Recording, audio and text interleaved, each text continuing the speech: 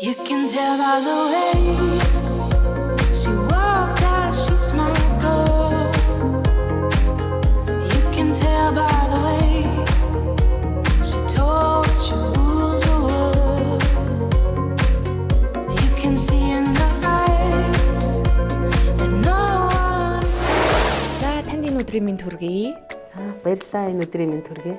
За тэгэхээр нийгмийн ардчлал Монголын эмэгтэйчүүдийн холбооноос бэлтгэн хүргэж байгаа ээлжид влогийн маань зочноор одоо уригдсан мөн одоо оролцохыг зөвшөөрсөн танд маш их баярлалаа. Баярлалаа. За тэгэхээр Бямсрын сайдаас 20 асуулт асууна.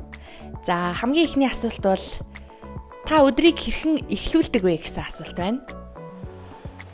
За өдрийг хэрхэн эхлүүлдэг вэ гэхээр өглөө сэрэл халуун бүлээн ус ундаа. За тэгээд мэдээж өглөөнийхөө ундыг бэлтэн гэрийнхэндээ өглөөнийхөө ундыг өглөөнийхөө цайг уугаал ажилдаа явна. Тэгэхээр хоёулаа маска түр авчих уу? Тийм тэгвэл илүү та хоёрын яриа тод сонсогдох бах.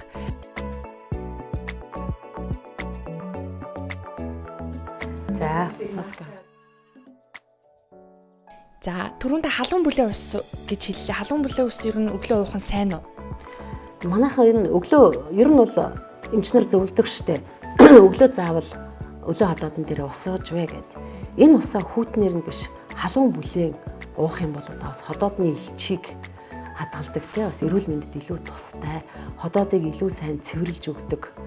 Одоо дараагийн өглөөний хоолнд бэлдэж өгдөг л гэж бодож одоо би халуун бүлээн ус уудгийг. Ер нь бол энэ бол яг л хийх ёстой хүний дадал. За хоёр дахь асуулт. Та ажлаа хэрхэн төлөвлөдөг вэ? Жил сараар мөн одоо 7 хоногоор төлөвлөгөө гэсэн асуулт байна. За мэдээж ажил одоо зөвхөн энэ яамныхаа хүрээнд дээр л да тий энд бол одоо жилээр нь төлөвлөгдөөд явдаг тухайн жилдээ эндээс одоо сар 7 хоногийнхаа ажлыг сонгож аваад төлөвлөөд явна. Мэдээжээр төрийн захиргааны төв байгууллагын ажил бол илүү онцлог. За энд одоо төсөл хөтөлбөрүүд байж байгаа, үндсэн ажлууд нэлээдгүй байгаа. За энэтэй холбоотой гадаад улс орнуудын төлөөлөл энэ байгууллагуудтай уулзах юм уулзалтууд бол нэлээд байдаг. Тийм учраас одоо эндээ тааруулаад бид нар төлөвлөөд явдаг да. За таны ажлын нэг өдөр хэрхэн өнгөрдөг вэ гэсэн асуулт байна. Тэгэхээр одоо магадгүй яг энэ онцгой байдал зарласан энэ үед бол бараг 24 цаг л ажиллаж байгаа бах тийм ээ. За би түрүү хэлсэн төлөвлөгөөний дагуу явдаг те. Гэтэл өнөөдөр яг нөхцөл байдал маань арай өөрчлөгдлөө. Инхээр бол одоо бидний ажил үндсэн үйл ажиллагаа бол явдгаараа явж байгаа. Харин энэ коронавируст халдварын эсрэг авч байгаа энэ арга хэмжээ маань бас нэлээдгүй энд бол нэлээдгүй цаг хугацааг бол зарцуулж байгаа. За би энд эрүүл мэндийн дэд сайдын хувьд бас яамн дээрээ энэ халдварын эсрэг одоо зохион байгуулахын ажлын хэсгийг ахалж байгаа. За үүний зэрэгцээ Улсын онцгой комиссийн шуурхай штабын орлогч даргаар мөн ажиллаж байгаа. Тэгэхээр энэ ажил маань одоо бас тэнд илүү их өнгөрч байгаа. За энэ Улсын онцгой комиссийн шуурхай штаб гэдэг маань салбар хоорондын үйл ажиллагааг нэгтгэсэн. Яг энэ арга хэмжээний үед энэ ажлын үед хэн одоо ямар ажил хийх вэ гэдгийг одоо тэндээ нэгтгээд одоо бүх одоо салбаруудаас төлөөлөл оролцсон ийм штаб байгуулагдсан байгаа. За урд өмнө бол одоо ийм нөхцөл байдал, ноцтой байдал үүсэх үед ийм шуурхай штаб байгуулагдаж байгаагүй юм байна лээ. Харин энэ удаа бол энэ байгуулагдсан маш чухал ач холбогдолтой цаг одоо хэмнэхтэй альва ажлыг шуурхай зохион байгуулахад одоо маш ийм төхөмтэй ийм үйл ажиллагаа явагдаж байгаа. Тэгэхээр энд одоо үндсэн ажиллагаа хийснийг сацуу одоо тэндээ бас очино. За мөн Улсын онцгой комиссийн шуурхай штабын орлогч хийхийн зэрэгцээ би бас төлөвлөлтийн багийг ахалж байгаа. Тэгэхээр одоо альва сайн төлөвлөлт бол нийт ажлын 50% гэж үзэж байгаа шүү дээ. Тэгэхээр одоо бид нар бас энэ дээр илүү онцгой анхаарч ажиллаж байна. За дараагийн асуулт. Таны цүнхэн дотор тогтмол байдаг зүйлсийг харж болох уу? Та цүнхээ нэгэд биднэрт харуулаач. За. Энэ миний цүнх. За энэ манай Монголын эмч нарын 6 дугаар их хурлын цүнх юм байгаа юм. Оо ямар гоё. Тэгээ энэ цүнхэндээ би хайртай энэ цүнхийг үргэлж барьж явдаг, их дуртай. За миний цүнхэнд байдаг зүйл гэх юм бол за одоо бүх зүйл маань энд л багтцсан явж байгаа. Мэдээллүүд, танилцуулгууд энэ зүйл маань байгаа. За мэдээж power bank бас энэ манай 6 дугаар их хурлын бас энэ оролцогчтой өгсөн одоо ийм хэрэгцээтэй зүйл байгаа. 19 онд бол 6 дугаар их хурл өнгөрсөн жил болсон байгаа. За мөн миний цүнхэнд бас нэг яг өнөөдөр одоо гол шаардлагатай зүйл бол мэдээж амны хаалт. Энд бол одоо бас нэг өдөрт 3-аас доошгүйг авч явдаг. Тийм үү? Гар ариутгагч. Амны хаалтыг бид нар тогтмол одоо хэдэн цаг тутам солих хэрэгтэй вэ? За амны хаалтыг бол яг энэ эрүүл мэндийн салбарт ажиллагчид маань 2 цаг тутам солих хэрэгтэй. За мөн ганц эрүүл мэндийн салбарт гэлтэхгүй одоо энэ нэг удаагийн амны хаалт байгаа шүү дээ. Одоо эмнэлгийн зорилттой энийг бол 2 цаг тутам солих хэрэгтэй. За заавал энийг иргэдмээ нь зүүх шаардлага байхгүй. Өөртөө оёод бас тий маска зүгээд за тэрийг нэг өдөрт 3-аас 4 удаа солиод ингээд явах нь бас зүйтэй гэдгийг зөвлөмөр байна. За дараагийн асуулт маань таны ширээн дээр тогтмол байдаг зүйлстэй танилцмаар байна. За маш олон ном гарын авилгууд байх шиг байна ингээ анзаархад. За мэдээж одоо өдөр тутмын ажил үйлсэд шаардлагатай тохиомлууд одоо хууль гэдэг юм уу дүрм журм зааврууд бол нэлээдгүй байгаа л да. За тэр мөн шүүгэн бичгсэн нэлээд байгаа. За яг одоо миний өмнө байгаа эрүүл мэндийн статистикийн мэдээлэл байгаа. Эхний 3 сарын байдлаар энэ дээр бол одоо бид нар энэ эхний 3 сарын байдлаар одоо хэдэн хүүхэд төрөв. За хүүхдийн эрүүл мэнд ямар байв гэх жишээтэй те одоо энэ эрүүл мэндийн статистиктэй холбоотой бүх мэдээллүүд байдаг. Эндээсээ бид нар хардаг ямар халдварт өвчин энэ сард одоо илүү зөнхлөө. Тэгэхээр эндээсээ статистикаас хараад цаашид бас юу руу илүү үйл ажиллагаагаа чиглүүлэх вэ гэдэг зүйлээ бас эндээс авдаг. За мөн бас энэ одоо 5 сард ирнэ совилогчдын олон улсын совилогчдын өдөр устгалдаа тохиодог. Гэтэ энэ жилийн хувьд бол Дэлхийн эрүүл мэндийн байгууллагаас 2020 оныг совилогч их баригчийн жил болгож зарласан. Тэгэхээр одоо совилогчид их баригчид эрүүл мэндийн одоо энэ ажиллагчид маань өнөөдөр одоо эрүүл мэндийн салбарт одоо маш чухал ач холбогдолтой энэ хүмүүс гүүгээр одоо эмч бид нар одоо бас тий ажил төлөө эмнэлгийн тусламж үйлчилгээгээ үзүүлэхэд хүндрэлтэй байдаг учраас энэ Дэлхийн эрүүл мэндийн байгууллагаас энд ач холбогдол өгч энэ жилийг 2020 оныг совилогч их баригчдын жил болгож зарласан. Тэгээ одоо бас энэ дээр олон улсын ихтгэл зориулсан одоо ихтгэлийн юм хураангуй байгаа юм л да. Эндээс одоо би бас мэдээлэл бас авах зорилготойгоор эндээ ингээд тавигдсан байна. Одоо яг энэ удаа ингэж таарсан байна. Тэгэхээр түрүү миний анхаарлыг татсан зүйл бол энэ байна. Энэ нэлийн жоохон хүүхдийн хэлбэцсэн юмнууд ах шиг байна тий. Энэ үү? Өө энийг одоо би ерөөсөө энэ хаал хамаагүй авч явдгийн. Одоо жишээлбэл миний төрсөн өдрөөр моя любимая мама поздравляю вас день рождения гэдэг ингээд бүр ингээд бичээд ээждээ өгдөг.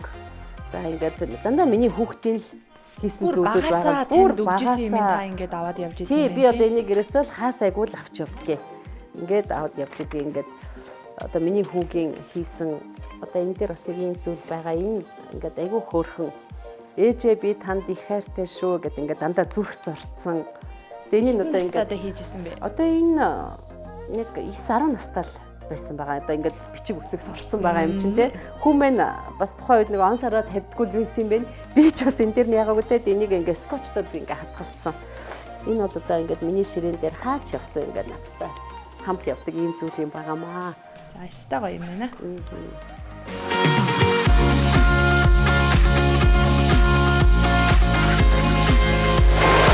За танаас 6 дахь асуултыг асууя. Та ямар стилээр хувцлах дуртай вэ? За миний хувьд анх бол одоо эмчээр анагаах ухааны их сургуулийг төгсөөд эмчээр ажиллаж байхдаа бол цагаан халаатаараа гоёдаг байлаа. За сүүлийн жилүүдэд одоо төрийн захиргааны албанд ажиллаад ирсэн ер нь хөвчлөнд албаны хувцас гэсэн дөө. За дараагийн асуулт. Эерэг бодол өөдрөг үзлээр сэтгэлээ хэрхэн тэтгдэг вэ? За би ер нь аливаа зүйлийг өөдрөгөр л харахыг боддог. За манай ээж бас эрүүл мэндийн салбарын хүн байсан. Тэгээд захидаг байсан л да. Одоо за миний охин эмч болж байгаа юм чи эмчийн мэргэжил эзэмших нэ.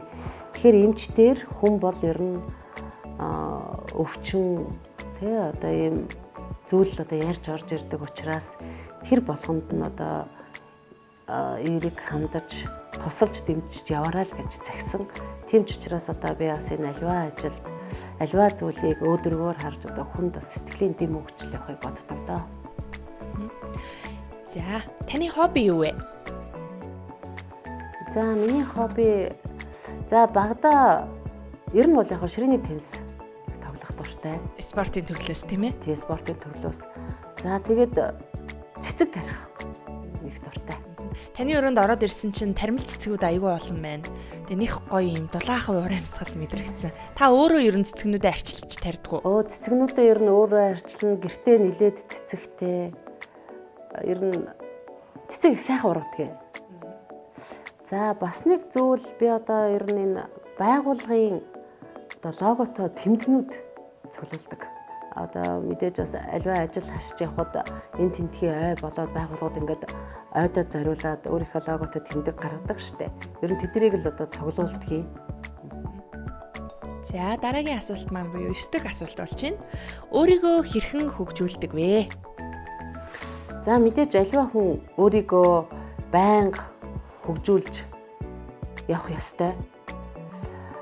За мэдээж одоо өөрийгөө хөгжүүлэхийн тулд сүүлийн үед одоо гарч байгаа эрдэмтэн судлаачдын одоо эрдэм шинжилгээний бүтээлүүд, гарч байгаа шинэ эмчилгээний аргууд энийг одоо бас нэлээдгүй судлахыг боддог. За сүүлийн үед бол одоо энэ коронавирус халдвар COVID-19-тэй холбоотой дэлхийд дахинд одоо гарч байгаа мэдээллүүдийг илүү чухалчилж байгаа.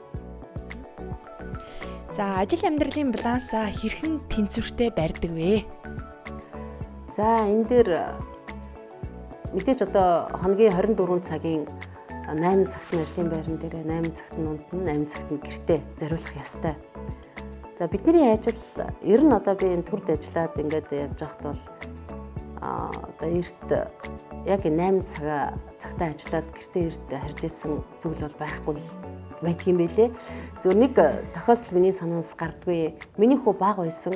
Би нэг удаа нэг өвлийн үйлрэ за өвөл биш юм аа нэг жоохон нар бас нэг жоохон орой шингэдэг үе таарсан юм шиг байгаа. Нэг 7-8 юм бол цаг юм болоо да. Тэгээ гэртээ яваад орсон чи манай хүү цонх руу харснаа. Ээж та яах гэж ирсэн? Юмаа мартцсан юм уу гэж хэлжсэн. Тэр зүйл ерөөсөө санаанаас гардгүй. Тэгэл би боддгийн ер нь бас гэр орондоо зориулах цаг баг л явж ирсэн юм шиг байдгийг.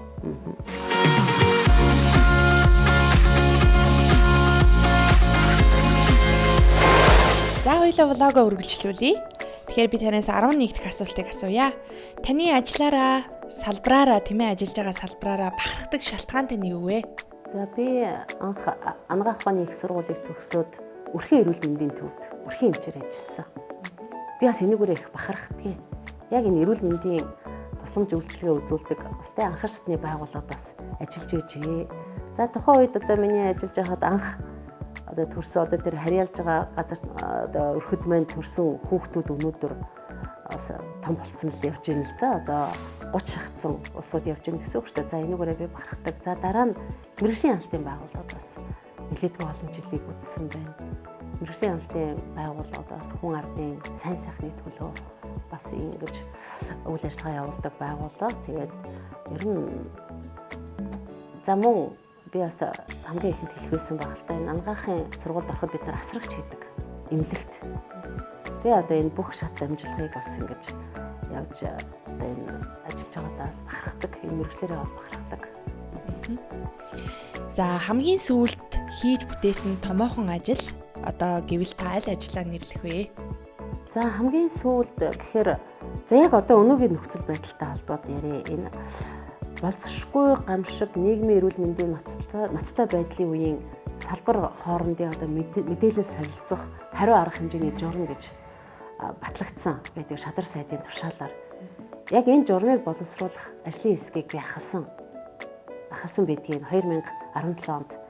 Тэгэхээр өнөөдөр энэ журам маань яг энэ коронавирус халдварын үед одоо яг мөрдөгдөж байгаа. Энэ бол бас хүмүүс манай бусад салбарын хүмүүс хэлж байгаа юм л да. Одоо энэ шадар сайдын 2017 оны 08 дугаар туршаал одоо өнөөдөр яг бидний гарт одоо бариад ажиллаж байгаа энэ бас их хэрэгтэй журам байна шүү гэж ингээ хүмүүс хэлдэг. Тэгэхээр би одоо бас энд бас нэлээд хэрэгтэй зүйл байсан юм байна. Одоо тухайн үед ажлын хэсэгт ажилласан хүмүүс нь маш сайн ажилласан юм байна гэж боддгийн.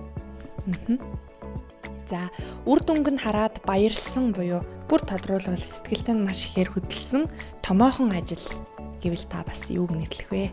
За энэ дээр саяны ажил дээр нэмээд бас ажил гэдэг юм аа. Химийн ослын үед нийгмийн эрүүл мэндийн менежментийн чадварыг бүрдүүлэх гээд Дэлхийн эрүүл мэндийн байгууллагын төслөөр хэрэгжсэн энэ одоо төслийн бас удирдах зөвлөлийн дарга ажилласан. За энэ үед бол бид нар энэ химийн ослын үед ажиллах боловсон хүчнээ бэлдсэн. За мөн нийгмийн эрүүл мэндийн үндэсний төв, хордлогын яралтай тусламжийн үндэсний төвд одоо энэ чухал шаардлагатай бага тоног төхөөрөмжийг бас нийлүүлсэн байдаг. За мэдээллийг хаанаас ихэвчлэн авдаг вэ? Аль суугаар авсан мэдээлэлдээ илүү их итгэдэг вэ? За мэдээллийг бол одоо хэвлэл мэдээллийн бүх хэрэгслээс л авна. Тэгээ өөрөө одоо тэрэнд анализ хийдэг.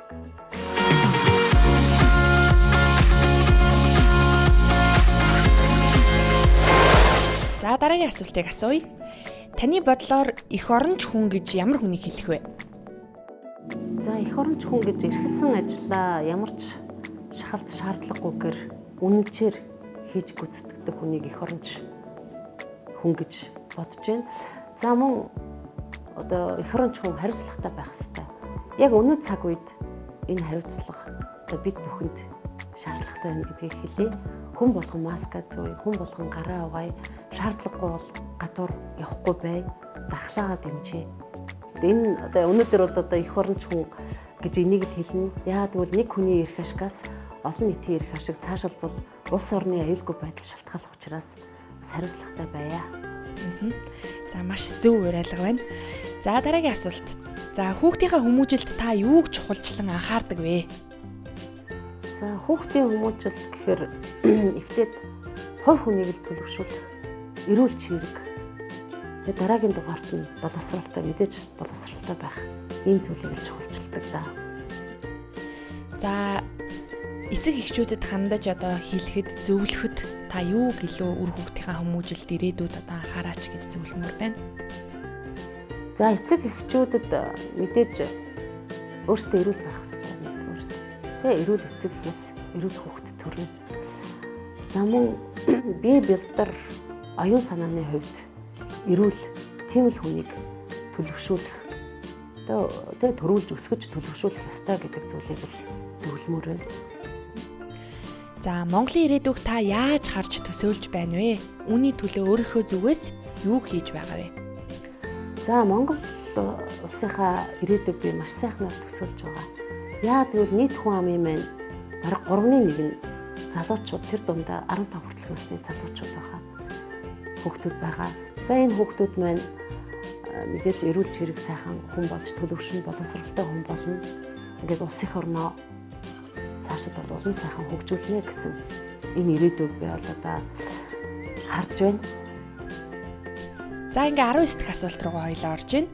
Амьдралын гараагаа эхлүүлж байгаа охтууд, залуу эмэгтэйчүүдэд та нэг 3 чухал гэж бодож байгаа зөвлөгөөгөө өгөөч. Эрүүл байх хэрэгтэй. За мөн хайртай хүмүүсийнхаа эрүүл мэндийг анхаардаг байх хэрэгтэй. За тэ охид бүсгүүчүүд маань сайн охин, сайн хань, сайн ээж. Ийм л зүйлийг хэлье. За тэгэхээр би танаас 20 дахь асуулт буюу сүүлийн асуултаа асууя. Улс төрч эмэгтэйчүүд ямар зарчмыг баримтлах ёстой гэж та боддог вэ? За улс төрч эмэгтэйчүүдийн хувьд жирийн иргэдийнхээ үгийг сонсдог, аливаа зүйлийг одоо бодитоор хардаг.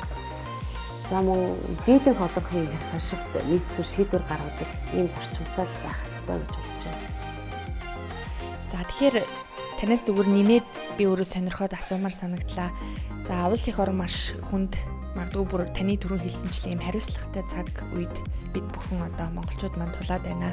Энэ үед бас эрүүл энхийн манаанд маш олон мянган эмчнэр төрийн албан агчид ажиллаж байгаа. Тэгээд яг хуу таны салбар учраас нийт одоо яг ийм онцгой нөхцөл байдал байнгын идэвхтэй ингээ ажиллаж байгаа эмч албан агчид гэвэл хэд орчим хүмүүс ер нь байгаа вэ? За манай эрүүл мэндийн салбарт 52,000 гаруй ажилладаг. За энд бол мэдээж ихэнх хувь нь 80 гаруй хувь нь эмэгтэйчүүд. Тэгээ эмэгтэйчүүд маань иргэдийнхаа эрүүл энхийг хамгаалж байна. Гэр бүлдээ бас ажиллаж явж байна. Бүгд л одоо энэ ачааллыг манай эрүүл мэндийн салбарын бүгд үүрч явж байгаа. Ингээ эрүүл мэндийн салбар нэг талдаа энэ аюулт өвчний эсрэг зөвхөн эрүүл мэндийн салбар гэлтэхгүй те Монгол Улсын засгийн газар за бусад салбар хооронд үйл ажиллагаа бүгд ингээд чиглэгдэж байгаа үед иргэд маань бас үүнийг дэмжиж өөрсдөө одоо энэ үйл ажиллагаанд бидэнтэй хамт нэгдэж оролцох ёстой гэдгийг хэлье. Тэгээ одоо би энд бас дахин давтан хэлмээр байна. Ерөөсө бүгдээрээ маска зүүн, гараа сайтар сандаж байгаа. За мөн энэ өвчнөөс сэргийлэхийн тулд халуун бүлийн шингэн одоо зайлшгүй уух хэрэгтэй гэж бид нар зөвлөж байгаа. За дархлаагаа дэмжээрэй гэж зөвлөж байгаа. Ингээд эрүүл мэндийн салбараас зөвлөж байгаа бүх зүйлийг дагаж байгаасаа гэж бодож байгаа. Гэхдээ энэ одоо иргэд маань одоо энэ дээр маш хариуцлагатай хандаж сайтар дагаж явж байгаа. Тийм ч учраас одоо өнөөдөр бид нар энэ өвчнийг зөөвөрлөгдөн орж ирсэн тохиолдлыг бол одоо бид нар хайрцагтаж чадаж байна.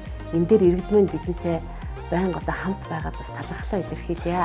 За Монгол хүн хүнлэг, бие биендээ тусрах уу? За хүмүүжлэлтэй нэгдсэн удирдлага зохион байгуулалтыг орж чаддаг гэдгийг яг энэ өнөөдрийн цаг үед харагдаж байна. Монгол улс, монголчууд маань дэлхийд гайхагдаж байна. Бүгдээрээ энэ ирчээрээ хамтдаа энэ өвчний ард гарцгаая, энэ бүх зүйлийг даван туулцгаая. За тэгэхээр энэ их ажилдаа ийм хариуцлагатай цаг үед бид бүхэнд одоо цаг гаргасан Бямсрын сайдтай маш их баярлалаа. Ингээд таны цаашдын ажил үйлсэд, таны хамт олонны ажил үйлсэд өндөр амжилт хүсье. Монголчууд бас хичээнэ. Ард түмэн маань хичээнэ. За баярлалаа. Баярлалаа. Та бүхэнд ч гэсэн эрүүл энх сайн сайхан бүхнийг хүсье өрөөё. You can tell by the way she walks as she smiles.